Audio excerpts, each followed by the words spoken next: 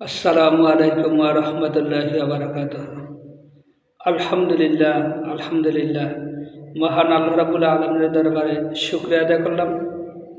সাল্লাল্লাহু আলাইহি ওয়াসাল্লাম সাল্লাল্লাহু আলাইহি ওয়াসাল্লাম রাসূলুল্লাহ সাল্লাল্লাহু আলাইহি ওয়াসাল্লামের শানে দরুদ পাঠ করলাম। সম্মানিত ভিউয়ার্স, আজকের বিষয় হচ্ছে নারী ভোটারদের প্রতি অথবা নারী অধিকার সম্পর্কিত আল কোরআনুল কারীম এবং রাসূলুল্লাহ সাল্লাল্লাহু আলাইহি ওয়াসাল্লামের দিক নির্দেশনা। মহান আল্লাহ রাব্বুল আলামিন বলেছেন সূরা আন-নিসার 32 নম্বর আয়াতে, আমি শুধু অর্থটা বলি, পুরুষ যাহা অর্জন করে তাহা তাহার প্রাপ্য অংশ এবং নারী যাহা অর্জন করে তাহা তাহার প্রাপ্য অংশ। আল্লাহর নিকট তাহার অনুগ্রহ প্রার্থনা করো, নিশ্চয়ই আল্লাহ সর্ববিষয়ে সর্বজ্ঞ। সূরা আন-নিসার 32 নম্বর আয়াত। অর্থাৎ ইসলামে নারীদেরকে অনেক অধিকার দেওয়া হয়েছে, কিন্তু ইসলাম ছাড়া অন্য যে সকল জীবন বিধান আছে সেই সকল জীবন বিধানে, ইসলাম বাদ দেওয়া অন্য জীবন বিধানে নারীরা কি পায় না? অধিকার থেকে বঞ্চিত হয়, অধিকার পায় না। দেখেন,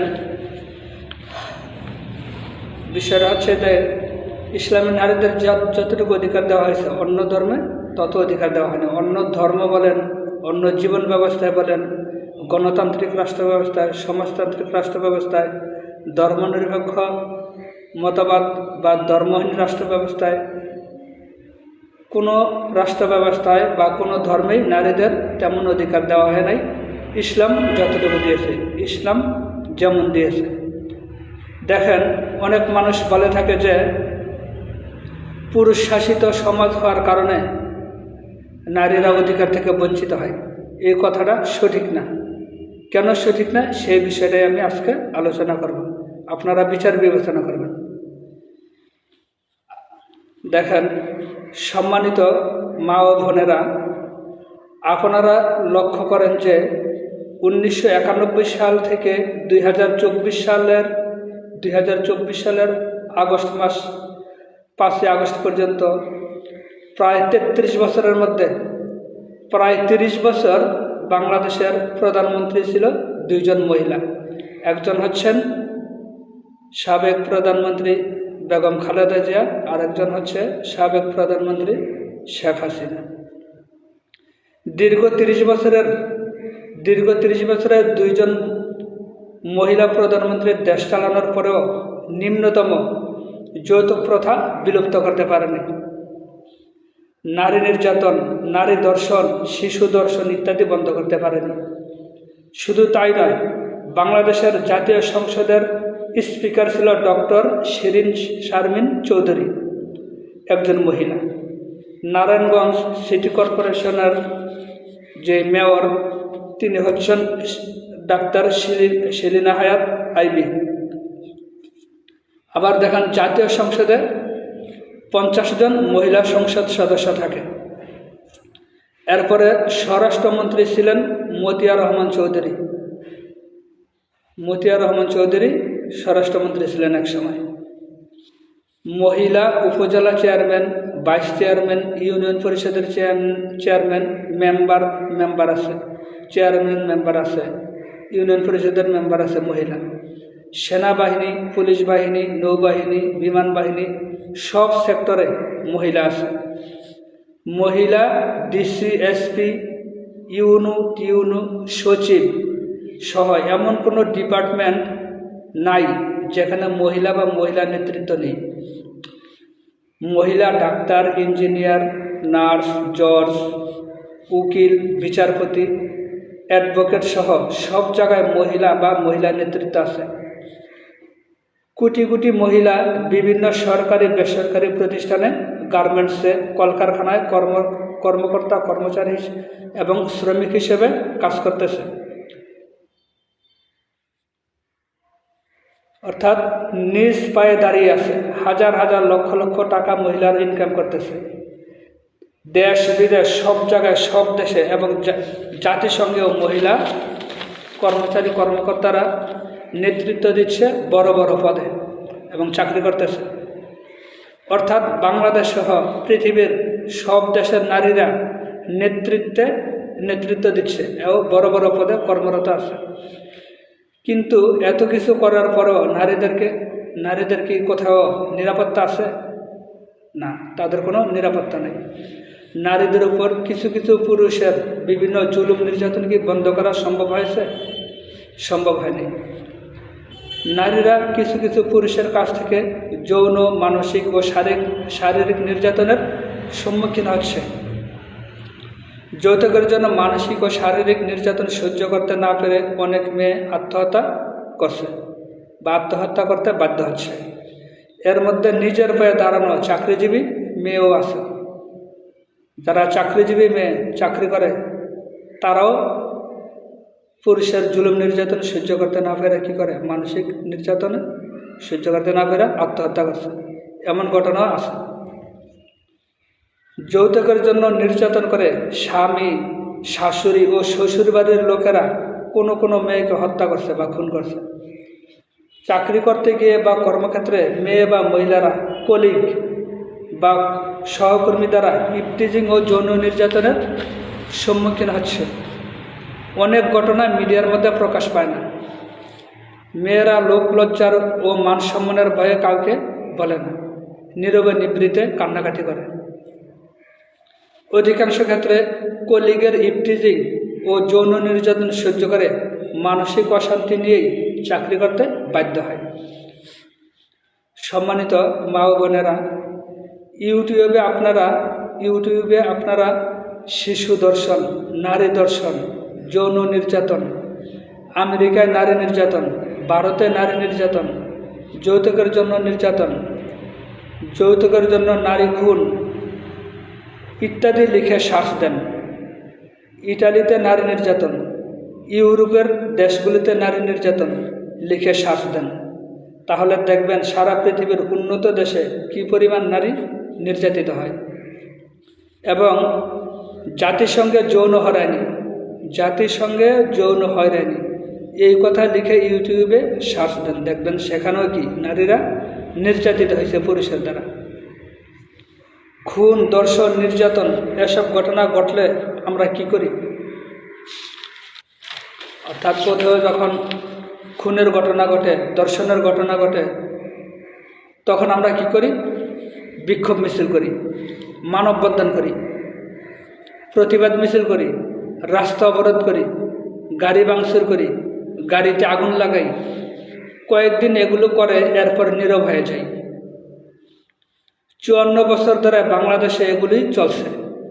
নারী অধিকার প্রতিষ্ঠা করতে বাংলাদেশ সহ সারা পৃথিবীর সকল মানুষ ব্যর্থ হয়েছে। এর কারণ নারী নির্যাতন, যৌতুক, ধর্ষণ বন্ধ করার জন্য পূর্বে বর্ণিত আমরা যা কিছু করছি সবই ভুল এবং ভুল পথে হাঁটছি বা চেষ্টা করছি, অর্থাৎ ভুল পথে চেষ্টা করছি এগুলি বন্ধ করার জন্য। এই ভুল পথে কিয়ামত পর্যন্ত চেষ্টা করলেও নারী অধিকার প্রতিষ্ঠা করা সম্ভব হবে না। 54 বছর বা 30 বছরে বাংলাদেশে সম্ভব হয়নি, ভবিষ্যতে কি সম্ভব হবে না। অপরদিকে দেখেন, নবী করিম সাল্লাল্লাহু আলাইহি ওয়াসাল্লামের সময়ের যুগটাকে বলা হয়তো আইয়ামে জাহেলিয়াতের যুগ। বর্তমান যুগকে বলা হয় আধুনিক জাহেলিয়াতের যুগ, আলট্রা মডার্ন জাহেলিয়াতের যুগ। নবী করিম সাল্লাল্লাহু আলাইহি ওয়াসাল্লামের যখন নবুয়ত প্রাপ্ত হইলেন, নবুয়ত প্রাপ্ত হওয়ার পরে রাসূলুল্লাহ সাল্লাল্লাহু আলাইহি ওয়াসাল্লাম চেষ্টা করলেন, ভাবতে লাগলেন যে এই জুলুম অত্যাচার পূর্ণ সমাজকে কিভাবে ভালো সমাজে পরিণত করা যায়, সেই চেষ্টা করতে লাগলেন, সেই চিন্তা ভাবনা করতে লাগলেন। নবী করিম সাল্লাল্লাহু আলাইহি ওয়াসাল্লাম যে সময়ে এসেছিলেন, রাসূলুল্লাহ সাল্লাল্লাহু আলাইহি ওয়াসাল্লামের নবুয়তের পূর্বে যে 40 বছর, এই 40 বছরে দেখেন নারীরা কি নির্যাতিত হইত, ধর্ষিত হইত, খুন হইত। নারীদের কোনো সম্পদের অধিকার ছিল না। পুরুষরা যে কোনো কাজে যে কোনোভাবে নারীদেরকে ব্যবহার করত, নাউজুবিল্লাহি মিন যালিক। এমনকি জীবন্ত কন্যা সন্তানকে, মাত্র একজন কন্যা সন্তান ভূমিষ্ঠ হয়েছে, ভূমিষ্ঠ হওয়ার সাথে সাথে তাকে জীবন্ত কবর দেওয়া হইত, নাউজুবিল্লাহি মিন যালিক। এই সমাজের এই সকল অবস্থা দেখে রাসূলুল্লাহ সাল্লাল্লাহু আলাইহি ওয়াসাল্লাম সমাজের এই সকল অবস্থা পরিবর্তন করার জন্য চিন্তা ভাবনা করতে লাগলেন, ভাবতে লাগলেন কীভাবে চেষ্টা করা, কীভাবে এগুলোর পরিবর্তন করা যায়। পরবর্তীতে নবী করিম সাল্লাল্লাহু আলাইহি ওয়াসাল্লামের উপরে আল্লাহ রাব্বুল আলামিন আল কোরআনুল কারিম অবতীর্ণ করলেন। রাসূলুল্লাহ সাল্লাল্লাহু আলাইহি ওয়াসাল্লাম কোরআনুল কারিমের আইন প্রতিষ্ঠার মাধ্যমে নারী নির্যাতন, ধর্ষণ, খুন সব বন্ধ করেছেন। নারীদের সম্পদের অধিকার রাসূলুল্লাহ সাল্লাল্লাহু আলাইহি ওয়াসাল্লাম আল্লাহ রাব্বুল আলামিনের বিধানের মাধ্যমে প্রতিষ্ঠা করেছেন। সম্মানিত মা বোনেরা, নবী করিম সাল্লাল্লাহু আলাইহি ওয়াসাল্লামের সময় নারীরা প্রধানমন্ত্রী ছিল না, এমপি মন্ত্রী ছিল না, ডাক্তার ইঞ্জিনিয়ার ছিল না, নারীরা চেয়ারম্যান মেম্বার ছিল না, চাকরি করে টাকা পয়সা উপার্জন করে নাই, তবুও তারা যৌন নির্যাতন, হয়রানি, মানসিক নির্যাতন হয়নি, ধর্ষণ হয়নি, ইফটিজিংয়ের শিকার হয়নি।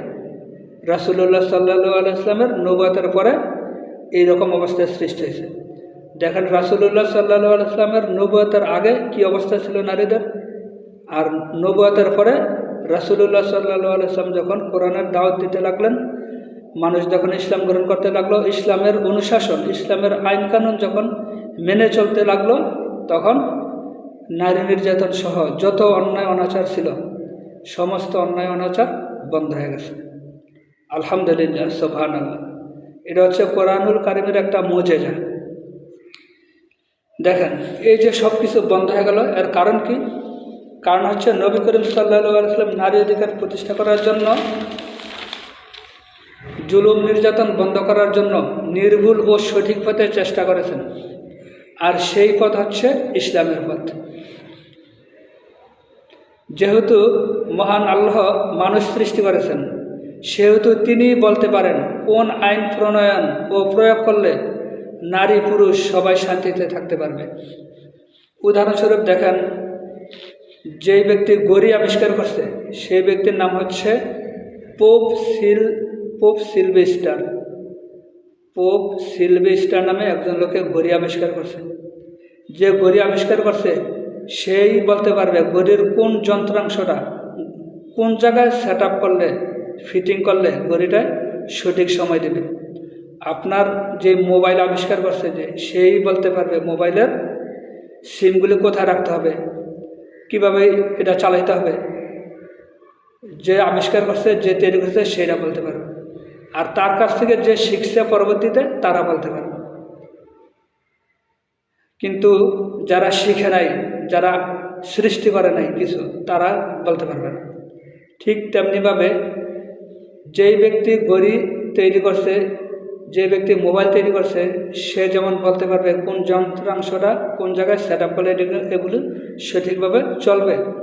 ঠিক তেমনিভাবে যেই আল্লাহ রাব্বুল আলামিন মানুষ সৃষ্টি করেছেন, সেই আল্লাহ রাব্বুল আলামিন বলতে পারেন কোন বিধান দিলে, কোন আইন দিলে মানুষ শান্তিতে থাকতে পারবে, বসবাস করতে পারবে। আর সেটা চিন্তা ভাবনা করেই আল্লাহ রাব্বুল আলামিন আমাদেরকে দুনিয়াতে শান্তিতে থাকার জন্য আল কোরআনুল কারিম নামক সংবিধান দিয়েছেন, বিধান দিয়েছেন, আইন দিয়েছেন। এবং সেই সংবিধানের অর্থাৎ কোরআনুল কারিমের বাস্তব রূপ মডেল পেশ করার জন্য আল্লাহ রাব্বুল আলামিন রাসূলুল্লাহ সাল্লাল্লাহু আলাইহি ওয়াসাল্লামকে এই দুনিয়াতে পাঠিয়েছেন। সৃষ্টিকর্তা মহান আল্লাহর আইন না মেনে অন্য যে কোনো আইনই পৃথিবীর সব মানুষ ঐক্যবদ্ধ হয়ে কিয়ামত পর্যন্ত চেষ্টা করলেও নারী নির্যাতন বন্ধ করা যাবে না ও নারী অধিকার প্রতিষ্ঠা করা সম্ভব হবে না। একমাত্র আল্লাহর আইনই কি সম্ভব। সম্মানিত নারী সংস্কারের কমিশন অর্থাৎ সম্মানিত নারী সংস্কার কমিশন নারী অধিকার প্রতিষ্ঠা করার জন্য যে সকল সুপারিশ করেছে সেগুলো যদি গ্রহণ ও প্রয়োগ করা হয় তবুও নারী অধিকার প্রতিষ্ঠা করা সম্ভব হবে না। কারণ এসব সুপারিশ বা আইন বা নীতিমালাগুলো সৃষ্টিকর্তা আল্লাহর দেওয়া আইন কানুন বিরোধী এবং মানব রচিত বা মানুষের দ্বারা লিখিত মন করা চিন্তা চেতনার ফসল। বলা হয় পুরুষ শাসিত সমাজ হওয়ার কারণে নারীরা নির্যাতিত হয়। আমি বলবো ইহা মিথ্যা কথা। কারণ পূর্বে বলেছি যে প্রধানমন্ত্রী, এসপি, ডিসি, চেয়ারম্যান, মেম্বার সহ সব জায়গায় মহিলাদের শাসন বা নেতৃত্ব আছে। মহিলাদের নেতৃত্ব এবং কর্তৃত্ব আছে, কিন্তু এরপরেও কি বর্তমানে যেই অবস্থা, এরপরেও কি নারী নির্যাতন বন্ধ হয়েছে? নিম্নতম যে একটা যৌতুক, এই যৌতুকটাও কি বন্ধ করা সম্ভব হয় নাই, বরঞ্চ দিন দিন যৌতুকের সংখ্যা কি আরও বাড়ে, নারী নির্যাতনের সংখ্যা আরও বাড়ে। সরকার যত আইন করে নারী নির্যাতন, ধর্ষণ, খুন এগুলি বন্ধ করার জন্য সরকার বিভিন্ন সময় কি করে, নতুন নতুন আইন প্রণয়ন করে। আর প্রত্যেকটা আইন হচ্ছে মানব রচিত, আল্লাহ এবং আল্লাহ রাসূলের আইনের সাথে এই সকল আইনের কোনো সম্পর্ক নাই। এই জন্য যতই আইন করে, যতই নতুন নতুন আইন তৈরি করা হোক না কেন, কিয়ামত পর্যন্ত আইন তৈরি করলেও কি কোনো কাজ হবে না। আমাদের সমস্যা হচ্ছে মূল জায়গায় সমস্যা। মূল জায়গাটা কোথায়? যারা আইন তৈরি করে সংসদে, এমপি মন্ত্রী যারা, তারা আইন তৈরি করে, তারা এমন আইন তৈরি করে, যেমন আইন তৈরি করলে তারা যদি কোনো নারী ধর্ষণ করে, খুন করে, তাহলে যাতে তারা কি আইনের ফাঁক ফোকর দিয়ে বের হয়ে যাইতে পারে, শাস্তি পাইতে না হয়। দেখা যায় 54 বছর ধরে যারা দেশ চালাইছে তাদের নেতাকর্মীরাই কি না, তাদের নেতাকর্মী, সমর্থক, প্রভাবশালী লোক, এরা এবং এদের ছেলেমেয়েরাই কি নারী দর্শন করে, জুলুম নির্যাতন করে। বিগত 2024 সালের আগের যেই সরকার ছিল, বিভিন্ন সময় দেখা গেছে স্কুল, কলেজ, বিশ্ববিদ্যালয়ে কলেজে স্বামী স্ত্রী গেছে, স্বামীকে বন্দি করে স্ত্রীকে কি বিশ্ববিদ্যালয়ে বা কলেজে দর্শন করা হয়েছে, সংঘবদ্ধভাবে গণদর্শন করা হয়েছে বিভিন্ন জায়গায়। তাহলে তারাই কি এগুলি করে? যারা আইন তৈরি করে তারা আল্লাহর আইন তৈরি করে না, কারণ তারা জানে যে আল্লাহর আইন যদি সংসদে পাশ করি তাহলে আমাদের সমস্যা হয়ে যাবে। আমাদের ছেলেমেয়েরা কি করে, আমাদের দলের কর্মীরা, আমাদের দলের লোকেরা, নেতারাই কি করে, এই অপকর্ম করে। সুতরাং এই আইন পাশ করলে আমাদের দলের লোকেরাই কি বিপদে পড়বে, আমরাই আগে বিপদে পড়ব। অনেক দেখা গেছে যে ইডেন কলেজের মেয়েদেরকে মন্ত্রী এমপিদের বাসায় পাঠানো হইতো জিনা ব্যভিচার করার জন্য। এই জন্য জানা ব্যভিচার করার জন্য যে এখানে পাঠাইতো, তাদেরকে যে দর্শন করা হইতো। এখন এই মন্ত্রী এমপিরা যদি দর্শনের বিরুদ্ধে আইন তৈরি করে, ইসলামী আইন তৈরি করে জানা ব্যভিচারের, তাহলে মন্ত্রীদেরকে আগে জানার শাস্তি দিতে হবে, এমপিদেরকে আগে জিনার শাস্তি দিতে হবে। বিভিন্ন রাজনৈতিক দলের বড় বড় নেতা যারা আছে তাদেরকে আগে জিনার শাস্তি দিতে হবে। এই জন্য তারা জিনার আইন চায় না, এই জন্য তারা ইসলামী আইন চায় না, ইসলামী আইনের বিরোধিতা করে।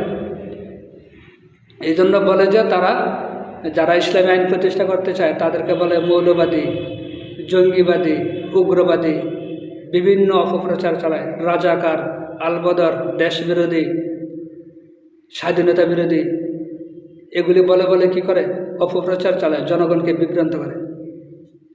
অথচ তারা নিজেরাই এলো সন্ত্রাসী। আল্লাহ রাব্বুল আলামিন পবিত্র কোরআনুল কারীমের সূরা বাকারার 8 নম্বর আয়াতে বলেছেন, অমিনান নাসি মাইয়াকুলু আমানা বিল্লাহি ওয়া বিল ইয়াউমিল আখির ওয়া মা হুম বিমুমিনিন। মানুষের মধ্যে এমন কিছু লোক আছে যারা বলে আমরা ঈমান আনছি, কিন্তু আসলে তারা ঈমানদার না। তারা বলে যে আমরা আখিরাতের উপরে ঈমান আনছি, পরকালের উপরে ঈমান আনছি, আল্লাহর উপরে ঈমান আনছি, আসলে তারা মুমিন না।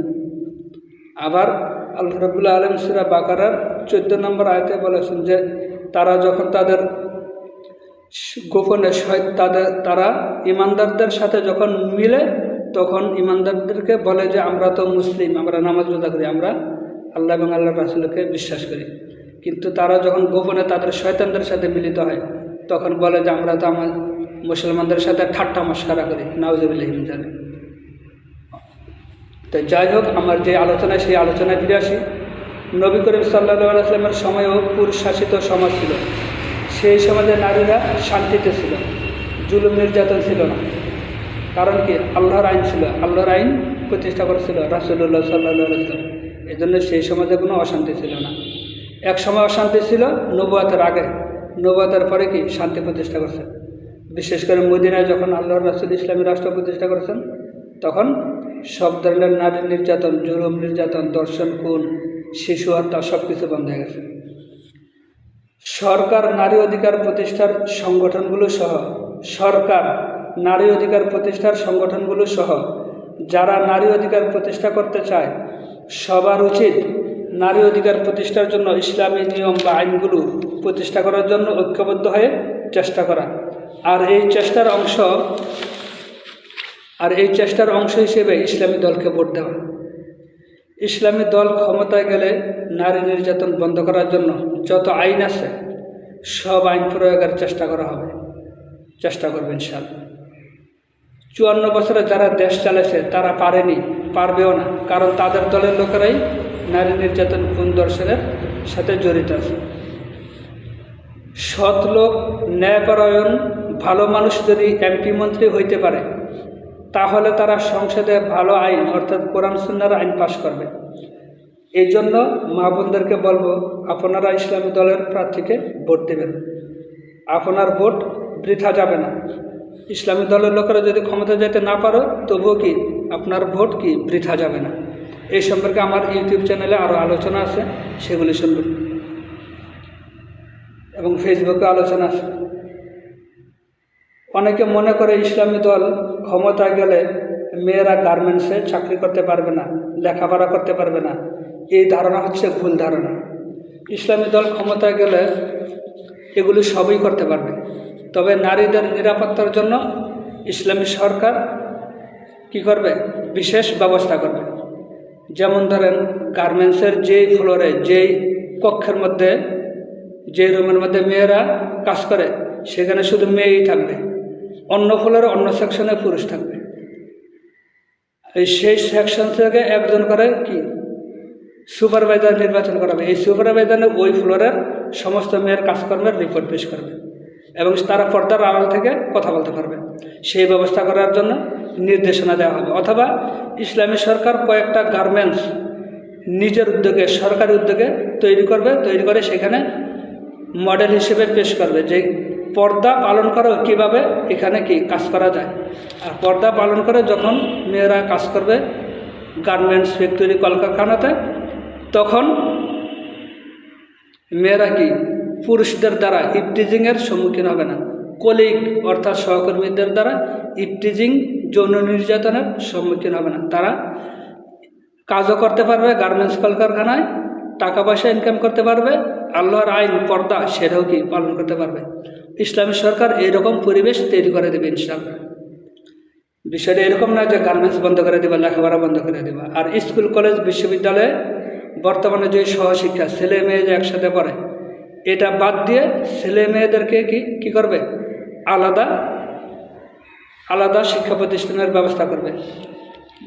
যেখানে গার্লস স্কুল সেখানে শুধু পুরুষ শিক্ষকরা শিক্ষকতা করবে, আর যেখানে বয়েজ স্কুল সেখানে শুধু পুরুষরাই কি শিক্ষকতা করবে। অথবা যেখানে ছেলে মেয়ে একসাথে আছে সেগুলি মেয়েদের জন্য সকালের শিফট আর ছেলেদের জন্য বিকালের শিফট, এভাবে আলাদা করে ফেলবে। তাহলে আর ছেলেদের জন্য পুরুষ শিক্ষক, মেয়েদের জন্য মহিলা শিক্ষিকা নিয়োগ করা হবে 2 শিফটে। যেমন ধরেন সকাল 6টার থেকে 12টা পর্যন্ত মেয়েরা পড়লো, 2টা থেকে আবার ছেলেদের শুরু হইব সন্ধ্যা 5টা পর্যন্ত। এভাবে 2 শিফটে হবে। তাহলে দেখেন, আর ইসলামী যে শিক্ষা ব্যবস্থা, এই বর্তমান যে শিক্ষা ব্যবস্থা আছে এটা পরিবর্তন করে ইসলামী শিক্ষা ব্যবস্থা প্রণয়ন করা হবে, যাতে করে মাদ্রাসার শিক্ষা আর স্কুলের শিক্ষা সবগুলি একাকার হয়ে একমুখী শিক্ষা ব্যবস্থা হবে। যে সিলেবাস বর্তমান আছে সেগুলি সমন্বয় করা হবে, স্কুলের সিলেবাস আর মাদ্রাসার সিলেবাস এগুলি সমন্বয় করা হবে। তখন দেখা যাবে যে কওমি মাদ্রাসায় যেগুলি পড়ানো হয় সেগুলি পড়ানোর প্রয়োজন হবে না। কওমি মাদ্রাসা আর বর্তমানে যে বিভিন্ন ধরনের ধারা, কওমিরা একপন্থী, জেনারেল শিক্ষিত যারা তারা একপন্থী, আলিয়া যারা তারা আরেকপন্থী, এইভাবে জনগণকে বিভক্ত করে রাখা হয়েছে। 3 ভাগে বিভক্ত জেনারেশন। কওমিরা দেখতে পারে না আলিয়ারে, আর হলো জেনারেলে যারা শিক্ষিত, জেনারেল শিক্ষিত যারা তারা আবার আলিয়া এবং কওমি তাদেরকে দেখতে পারে না। এক দলের প্রতি আরেক দলের হিংসা বিদ্বেষ লক্ষ্য করা যায়। এইভাবে গোটা জাতিকে অনৈক্যবদ্ধ করে রাখা হয়েছে। ইসলামী শিক্ষা ব্যবস্থা হলে একমুখী শিক্ষা ব্যবস্থা হবে এবং সেটা সমস্ত জনগণকে ঐক্যবদ্ধ হবে। একটা ঐক্যবদ্ধ জাতি গড়ে তুলতে হলে অন্তত 10ম শ্রেণী পর্যন্ত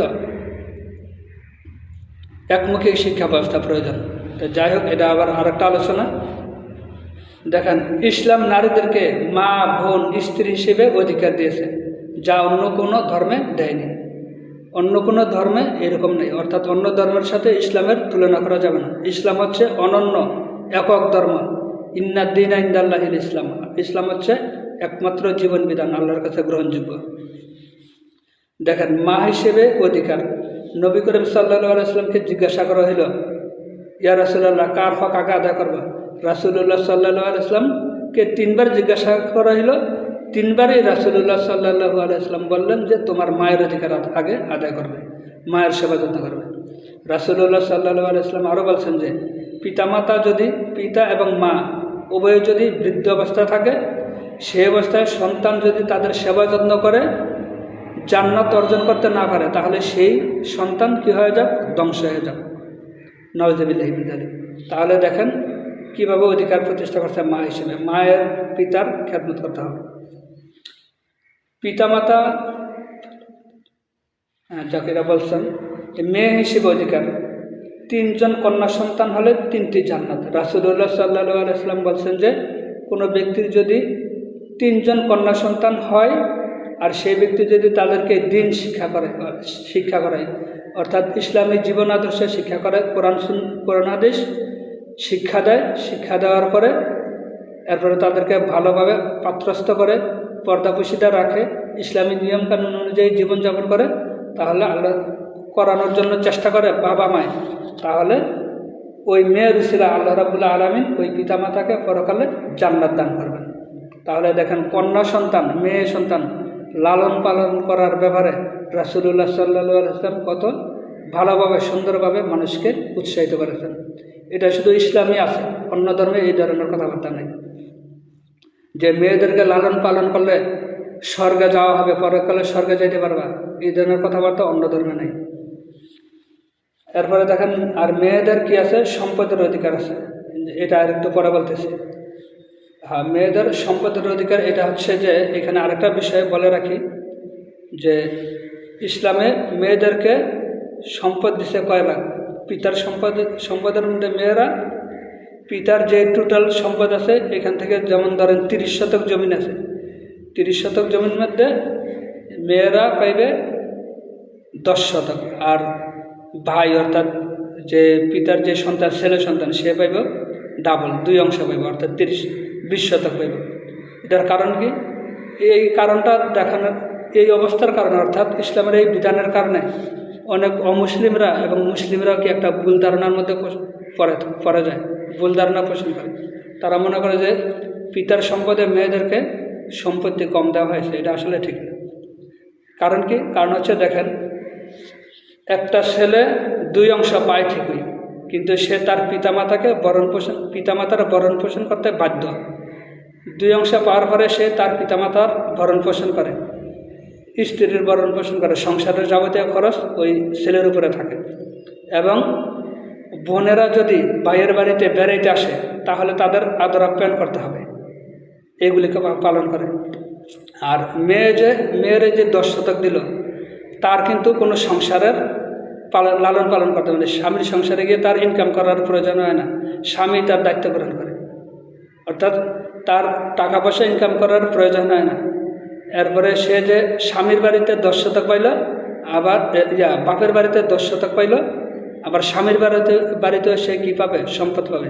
তার স্বামীর বাড়িতেও পাবে, আবার বাপের বাড়িতেও পাবে, 2টা মিলে তার কি হবে? ভাইয়ের সমান হয়ে যেতে পারে। আবার তাকে ভরণ পোষণের দায়িত্ব দেওয়া হয়নি, টাকা পয়সা ইনকাম করার দায়িত্ব তাকে দেওয়া হয়নি, কিন্তু ছেলের উপরে দেওয়া হয়েছে। এই জন্য ছেলের সম্পত্তি বেশি দিছে, আর মেয়েরে 2 অংশ মিলে ওই ছেলের সমানই হয়ে যায়। ছেলেকে অনেকগুলি দায়িত্ব পালন করতে হয়, মেয়ের দায়িত্ব পালন করতে হয় না, মেয়ের দায়িত্ব পালন করে স্বামী। এরপরে আরও আছে, যেমন বাবা মার দায়িত্ব পালন করতে হয় না, বাবা মার ভরণ পোষণ করতে হয় না, স্বামীর সংসার চালাইতে হয় না, টাকা পয়সা ইনকাম করতে হয় না, উপার্জন করতে হয় না। যদি সে অতিরিক্ত উপার্জন করে সেটা অন্য কথা, সেটা তার ব্যাপার, সেই টাকাও সে ভোগ করতে পারবে, তার অনুমতি ছাড়া তার স্বামী কি এই টাকা ভোগ করতে পারবে না। তাহলে মেয়ে পাইতেছে বাবার বাড়ি থেকে, স্বামীর বাড়ি থেকে, 2 জায়গা থেকে, আর ছেলে ওই এক জায়গা থেকে শুধু বাবার সম্পত্তি, আবার তার উপরে বাবা মার ভরণ পোষণের দায়িত্ব, স্ত্রীর ভরণ পোষণের দায়িত্ব, সংসার পরিচালনার দায়িত্ব। তো গড়ে যদি হিসাব করা হয় দেখা যায় যে এই দিক থেকেও কি ইসলাম 2 অংশ দিলেও কি করে নেই, মেয়েদেরকে আসলে ঠকায় নেই তারা, বরঞ্চ মেয়ে হিসাব করলে দেখা যাবে মেয়েরাই কি আরও বেশি পায়। তো যাই হোক, এরপরে দেখেন স্ত্রী হিসেবে ভরণ পোষণ, অর্থাৎ স্ত্রী হিসেবে ভরণ পোষণ করার দায়িত্ব হলো স্বামীর। স্ত্রী হিসেবে নারীদের যে অধিকার দিয়েছে, স্বামীর উপরে স্ত্রীর ভরণ পোষণ করা হচ্ছে ওয়াজিব।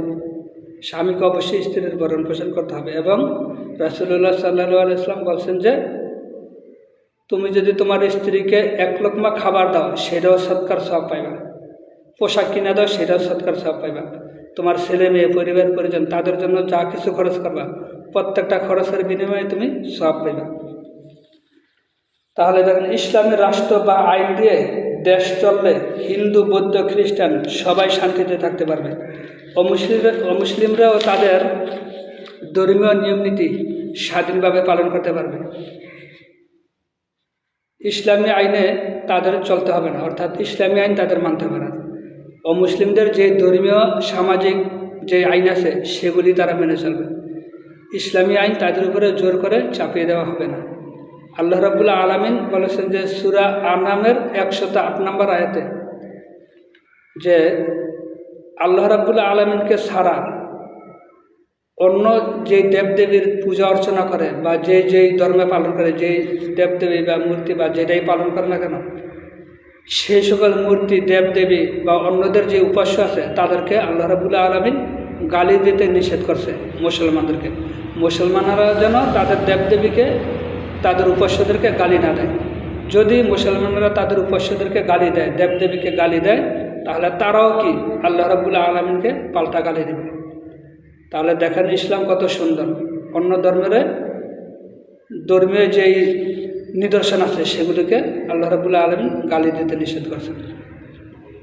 এরপরে সূরা আনামের 108 নম্বর আয়াত, আপনারা ইউটিউবে সার্চ দিয়ে আয়াতগুলি দেখবেন, লিখবেন যে সূরা আনাম আয়াত নং 108, এটা লিখে সার্চ দিবেন ইউটিউবে, দেখবেন চলে আসবে।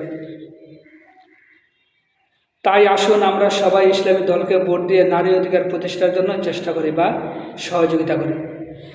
দেখেন ইসলামের যে নারীদের যে অধিকার সমান সমান, এটা আল্লাহ রাব্বুল আলামিন কীভাবে বলেছেন আমি পরে শোনাই আপনাদেরকে অর্থ।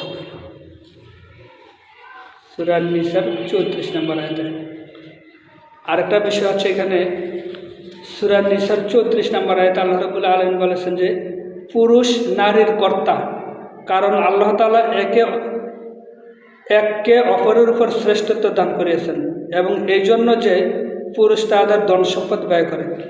অর্থাৎ আল্লাহ রাব্বুল আলামিন পুরুষদেরকে নারীদের উপরে একটু শ্রেষ্ঠত্ব দিয়েছেন, মর্যাদা দিয়েছেন। মর্যাদার ক্ষেত্রে পুরুষকে একটু বেশি মর্যাদা দেওয়া হয়েছে, আর অধিকারের ব্যাপারে নারী পুরুষ সবাই কি এক সমান। তাহলে দেখেন এখানে পুরুষেরা মহিলাদের জন্য, স্ত্রীর জন্য, সন্তানের জন্য, পরিবারের জন্য টাকা পয়সা খরচ করে, এই জন্য তাদের ইনকাম করতে হয়। এই টাকা পয়সা ইনকামের দায়িত্ব নারীকে দেয় নাই। নারীকে ইনকামের দায়িত্ব না দেওয়ার কারণ হচ্ছে, নারী যদি ইনকামের দায়িত্ব পালন করে, সন্তানের জন্য, পরিবারের জন্য ইনকামের যেই চাকরি বাকরি করে বা ইনকাম করার যে সোর্স, এই কাজকর্ম করে, তাহলে তাকে 2টা কাজ করতে হয়। একটা হচ্ছে পরিবারের দায়িত্ব পালন করতে হয়, সন্তান লালন পালন করতে হয়, রান্না বান্না করতে হয়, ঘরের যে কাজকর্ম আছে এগুলি করতে হয়। আবার এগুলি করে আবার গিয়ে তাকে কি অফিসের মধ্যে, চাকরির মধ্যে কাজ করতে হয়। অর্থাৎ ঘরেও কাজ করতে হয়, বাহিরেও কাজ করতে হয়। এই জন্য আল্লাহ রাব্বুল আলামিন বলছেন যে নারীদের জন্য পুরুষেরা টাকা পয়সা খরচ করে, অর্থাৎ উপার্জন পুরুষেরা করবে, আর নারীরা ঘরের যে কাজকর্ম আছে, সন্তানাদি লালন পালন করা, এটা করবে। কিন্তু এখানে মানুষ আরেকটু ভুল বুঝে যে নারীরা যদি কাজকর্ম না করে তাহলে তো দেশের উন্নয়ন হইতো না। এটা হলো সঠিক না। কারণ হচ্ছে, নারীকে যদি আপনি আপনার স্ত্রীকে যদি টাকা পয়সা উপার্জনের জন্য পাঠান, আপনিও টাকা পয়সা উপার্জনের জন্য চলে যান, তাহলে আপনার ঘরের যে কাজগুলি এগুলি কে করবে? এগুলি করার জন্য আপনাকে আবার লোক রাখতে হবে, কাজের মেয়ে রাখতে হবে। তা কাজের মেয়ে যে রাখবেন, কাজের মেয়ের তো টাকা দাম লাগতো না? আপনার স্ত্রী যেই বেতন পায় এই বেতন তো আপনার কাজের মেয়ের বেতন দিলে শেষ হয়ে যাবে। অনেক বলবেন যে কাজের মেয়ের কি এত টাকা তো আমরা রাখি না, যে এটাই তো জুলুম কাজের মেয়ের প্রতি। কেন দেন না? তাদের যেই প্রাপ্য সেটা তো আপনি দেন। আপনি চাকরি করেন 10,000 টাকা বেতন পান, আর আপনার ঘরের চাকরি যে কাজের মেয়ে করতেছে তার আপনি 3,000 টাকা দেন কেন?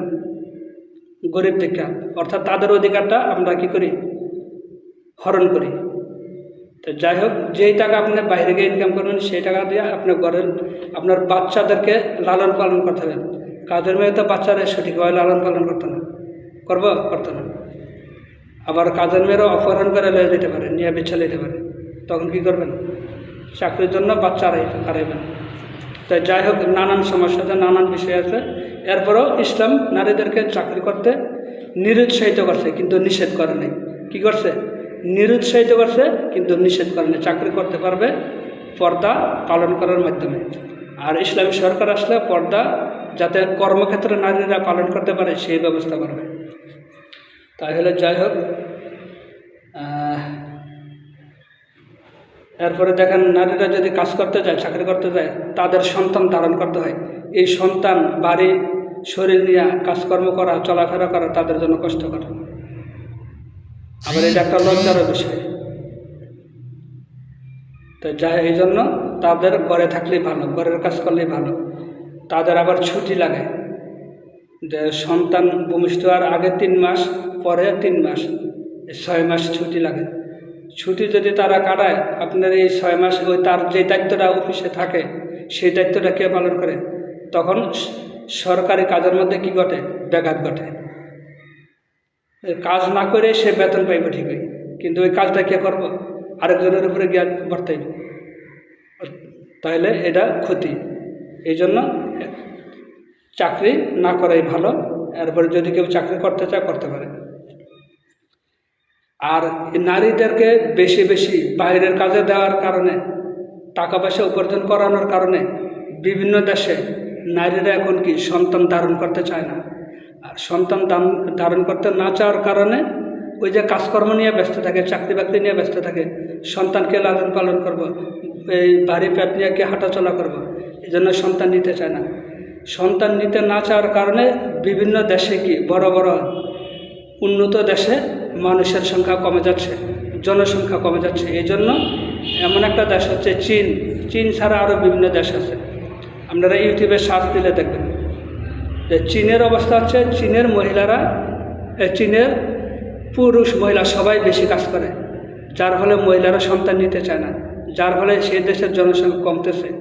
এই জন্য চীন সরকার মহিলারা যাতে বাচ্চা ধারণ করে, বাচ্চা গ্রহণ করে, এই জন্য যে মহিলা বাচ্চা ধারণ করবে তাকে 2 লাখ টাকা, বাংলাদেশি টাকায় 2 লাখ টাকা পুরস্কার দেওয়া হবে। আবার তাকে বেশি ছুটি দেওয়া হবে। অর্থাৎ সন্তান ধারণ করার জন্য মহিলাদেরকে উৎসাহিত করতেছে। আর আমাদের দেশে সন্তান যাতে মহিলারা না নেয় সেই জন্য উৎসাহিত করি। তো যাই হোক, এরকম বিভিন্ন দেশে ব্যবস্থা চালু করতেছে যে সন্তান যাতে নেয়, তাদের বাইরের কাজকর্ম কমাই দিচ্ছে সরকার। সন্তান যারা নেবে তাদেরকে বিভিন্ন পুরস্কার, বিভিন্ন প্যাকেজ আকারে পুরস্কার দেয়। ইউটিউবে সার্চ দিলে, পত্রিকা পড়লে আপনারা বুঝবেন। এরপরে সূরা আল আহজাবের 35 নম্বর আয়াতে আমি গেলাম। সূরা আল আহজাবের 35 নম্বর আয়াতে আমরা একটু দরুদ শরীফ পড়ি। আল্লাহুম্মা সাল্লি আলা সাইয়্যিদিনা মাওলানা মুহাম্মদ ওয়া আলা আলি সাইয়্যিদিনা মাওলানা মুহাম্মদ। সূরা আল আহজাবের 35 নম্বর আয়াতে আল্লাহ রাব্বুল আলামিন বলেছেন, অবশ্যই আত্মসমর্পণকারী পুরুষ ও আত্মসমর্পণকারী নারী, মুমিন পুরুষ ও মুমিন নারী, অনুগত পুরুষ ও অনুগত নারী, সত্যবাদী পুরুষ ও সত্যবাদী নারী, ধৈর্যশীল পুরুষ ও ধৈর্যশীল নারী, বিনীত পুরুষ ও বিনীত নারী, দানশীল পুরুষ ও দানশীল নারী, রোজা পালনকারী পুরুষ ও রোজা পালনকারী নারী, যৌন অঙ্গ হেফাজতকারী পুরুষ ও যৌন অঙ্গ হেফাজতকারী নারী, আল্লাহকে অধিক স্মরণকারী পুরুষ ও অধিক স্মরণকারী নারী, ইহাদের জন্য আল্লাহ রাখিয়াছেন ক্ষমা ও মহা প্রতিদান। সুবহানাল্লাহ। তাহলে দেখেন ইসলামে নারীদের অধিকার কি? সমান। পুরুষেরা সৎ কাজ করলে সেটার প্রতিদান পাবে, নারীরা সৎ কাজ করলে তারাও সেটার প্রতিদান পাবে। এরপর আমরা যাচ্ছি সূরা নূরের 2 নম্বর আয়াতে। একটু দরুদ শরীফ পড়ি। আল্লাহুম্মা সাল্লি আলা মুহাম্মাদ ওয়া আলা আলি মুহাম্মাদ কামা সাল্লাইতা আলা ইব্রাহিম ওয়া আলা আলি ইব্রাহিম ইন্নাকা হামিদুম মাজিদ। আল্লাহুম্মা বারিক আলা মুহাম্মাদ ওয়া আলা আলি মুহাম্মাদ কামা বারাকতা আলা ইব্রাহিম ওয়া আলা আলি ইব্রাহিম ইন্নাকা হামিদুম মাজিদ। সূরা নূরের 2 নম্বর আয়াতে দেখেন, ব্যভিচারী পুরুষ ও ব্যভিচারী নারী উহাদের প্রত্যেককে 100 কষাঘাত করিবে। তাহলে দেখেন পুরস্কারের ব্যাপারে যেমন সমান অধিকার, শাস্তির ব্যাপারেও কি সমান। নারীদেরকে ব্যভিচারী যারা জানা ব্যভিচার করে তাদেরকে 100টা পিটা দিতে বলছে নারীদেরকে, আবার পুরুষেরাও কি 100টা পিটা দিতে বলছে। আল্লাহর বিধান কার্যকরীকরণে উহাদের প্রতি দয়া যেন তোমাদেরকে প্রভাবিত না করে, যদি তোমরা আল্লাহ ও পরকালে বিশ্বাসী হও। মুসলিমদের একটি দল যেন ইহাদের শাস্তি প্রত্যক্ষ করে। সূরা নূরের 2 নম্বর আয়াত। শাস্তির ব্যাপারেও সমান অধিকার, আবার পুরস্কারের ব্যাপারেও সমান অধিকার। পুরস্কারের ব্যাপারটা হচ্ছে সূরা আল আহজাবের 35 নম্বর আয়াত, যেটা একটু আগে বললাম। এরপর দেখেন সূরা মায়েদার 38 নম্বর আয়াতে আল্লাহ রাব্বুল আলামিন বলেছেন যে চোর পুরুষ হোক অথবা নারী হোক উভয়ের হাত কেটে দাও। সূরা মায়েদার 38 নম্বর আয়াতে, অর্থাৎ শাস্তির ব্যাপারে কি এক সমান। আবার দেখেন সূরা তাওবার 68 নম্বর আয়াতে আল্লাহ রাব্বুল আলামিন বলেছেন যে বিসমিল্লাহির রহমানির রহিম ওয়াদাল্লাহুল মুনাফিকিনা ওয়াল মুনাফিকাতি ওয়াল কুফফারা নারা জাহান্নামা খালিদিনা ফিহা হিয়া হাসবুহুম ওয়া লাআনাহুমুল্লাহু ওয়া লাহুম আযাবুম মুকিম। সূরা তাওবার 68 নম্বর আয়াতে আল্লাহ রাব্বুল আলামিন বলেছেন যে মুনাফিক নর মুনাফিক নারী ও কাফিরদেরকে আল্লাহ প্রতিশ্রুতি দিয়েছেন জাহান্নামের অগ্নির, যেখানে উহারা স্থায়ী হইবে, ইহাই উহাদের জন্য যথেষ্ট। এবং আল্লাহ উহাদেরকে লানত করিয়াছেন এবং উহাদের জন্য রহিয়াছে স্থায়ী শাস্তি। তাহলে দেখুন শাস্তির ব্যাপারে কি আল্লাহ রাব্বুল আলামিন নারী পুরুষ উভয় কি সমান, অপরাধী সমান শাস্তি দেবেন। আবার পুরস্কারের ব্যাপারে কি সমান পুরস্কার, কাউকে বেশি কাউকে কম এরকম করা হবে না। যেমন এটা হচ্ছে সূরা তাওবার 72 নম্বর আয়াতে আল্লাহ রাব্বুল আলামিন বলেছেন যে আল্লাহ মুমিন নর ও মুমিন নারীকে প্রতিশ্রুতি দিয়েছেন জান্নাতের, যাহার নিম্ন দেশে নদী প্রবাহিত, যেখানে তারা স্থায়ী হইবে এবং স্থায়ী জান্নাতে উত্তম বাসস্থানের। আল্লাহর সন্তুষ্টি সর্বশ্রেষ্ঠ এবং উহাই মহাসাফল্য। তাহলে দেখেন জান্নাতের ব্যাপারে নারী পুরুষের সমান অধিকার। আর সম্পদের আল্লাহ রাব্বুল আলামিন সূরা নিসার 7 নম্বর আয়াতে বলেছেন যে আমি এটা বের করে আপনাদেরকে পড়ে শুনে। সূরা নিসা, সেখানে আল্লাহ রাব্বুল আলামিন বলেছেন যে আমরা একটু দরুদ শরীফ পড়ি। সাল্লাল্লাহু আলাইহি ওয়াসাল্লাম সাল্লাল্লাহু আলাইহি ওয়াসাল্লাম। আল্লাহ রাব্বুল আলামিন সূরা নিসার 7 নম্বর আয়াতে বলেছেন পিতামাতা এবং আত্মীয়স্বজনের পরিত্যক্ত সম্পত্তিতে পুরুষের অংশ আছে এবং পিতামাতা ও আত্মীয়স্বজনের পরিত্যক্ত সম্পত্তিতে নারীরও অংশ আছে। উহা অল্পই হোক অথবা বেশি হোক এক নির্ধারিত অংশ, যেটা আমি আগে বলেছি যে ওই যে 3 ভাগের 2 ভাগ পাবে ভাই, 1 ভাগ পাবে বোন।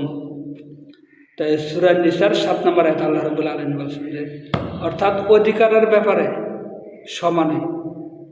আর নারী পুরুষ দুইটা বিপরীত শব্দ, এই জন্য তাদের পোশাকও বিপরীত হওয়া উচিত। পুরুষ আর নারীর মধ্যে অনেক পার্থক্য আছে, এই জন্য তাদের পোশাকের মধ্যে কথাবার্তা, আচার আচরণ, চালচলন সব কিছুর মধ্যে কি পার্থক্য থাকা উচিত। আপনি ইচ্ছা করলে কি সমান অধিকার সম্ভব না। কেন সম্ভব না? পুরুষেরা সন্তান ধারণ করতে পারবে না, নারীরা সন্তান ধারণ করতে পারবে। এখানে আপনি কিভাবে সমান অধিকার প্রতিষ্ঠা করবেন? যে 6 মাস জামাই পেটে সন্তান রাখবো আর 6 মাস বউয়ে রাখবো, স্ত্রী রাখবো, এটা সম্ভব না। আবার পুরুষের শরীরের গঠন আর নারীদের শরীরের গঠন কি একরকম না, ভিন্নতা আছে। এই জন্য সব কিছু ভিন্নতা হওয়া উচিত। এখন দেখা যায় বিদেশে দেখা যায় যে পুরুষেরা পোশাক পরে তাদের এই গলা থেকে এই হাতের এই পর্যন্ত আর পায়ের একদম পাতা পর্যন্ত পুরুষেরা সমস্ত শরীর ঢেকে রাখে, শার্ট গায়ে দেয় আর প্যান্ট পরে। আর মহিলারা কি করে, শর্ট প্যান্ট পরে, শর্ট প্যান্ট, তাদের হাঁটুর উপরে প্যান্ট থাকে। তো সমান অধিকার হলে মহিলাদেরও তো বড় পোশাক পরা উচিত, কিন্তু ইউরোপ আমেরিকার মহিলারা মেয়েরা কী করে, অধিকাংশরাই শর্ট প্যান্ট পরে আর পুরুষেরা ফুল প্যান্ট পরে। তাহলে এটাকে সমান অধিকার হইল? যারা মনে করেন পথভ্রষ্ট হয়ে গেছে তারা এগুলি বলে। তো যাই হোক, মূল বিষয় হচ্ছে যে আমরা সবাই চেষ্টা করব আল্লাহ রাব্বুল আলামিনের এই জমিনে আল্লাহর দ্বীন প্রতিষ্ঠা করার জন্য, এবং আমরা সবাই চেষ্টা করব কোনো না কোনো ইসলামী দলকে ভোট দেওয়ার জন্য। আল্লাহ রাব্বুল আলামিন আমাদেরকে সঠিক বিষয়গুলো আমল করার তৌফিক দান করুন, আর ভুল বিষয়গুলো থেকে বিরত থাকার তৌফিক দান করুন। আসসালামু আলাইকুম ওয়া রাহমাতুল্লাহি ওয়া বারাকাতুহু।